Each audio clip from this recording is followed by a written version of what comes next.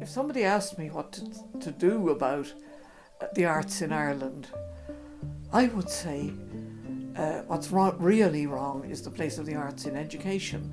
I'm thinking of how do you make citizens who are able to live in a world that is beautiful in itself and has some integrity.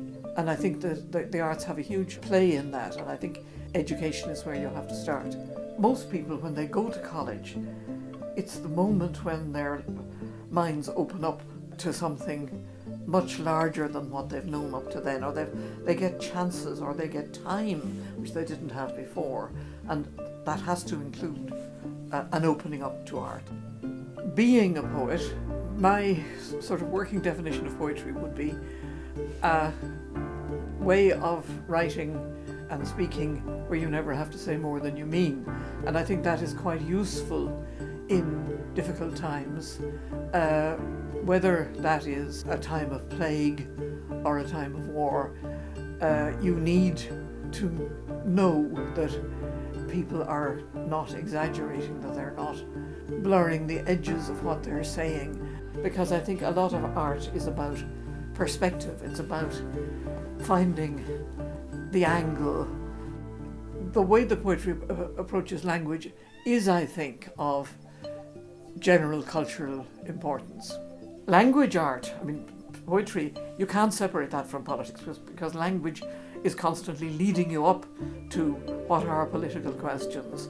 One of the things that's happened in Ireland in my lifetime is, of course, the enormous change between a separate world of politics, which was men with guns or men with votes, and the rest of people's experience.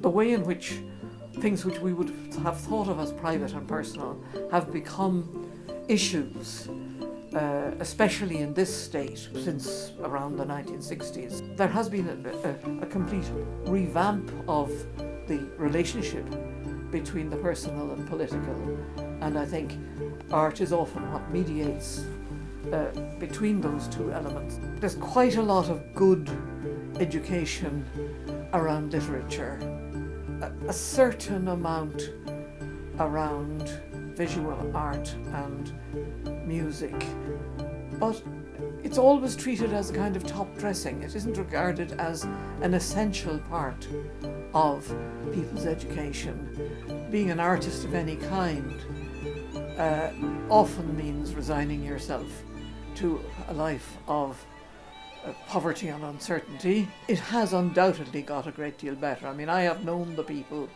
who, had bread but no butter, tea but no sugar.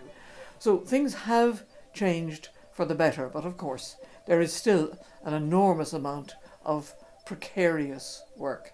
You came from literary study.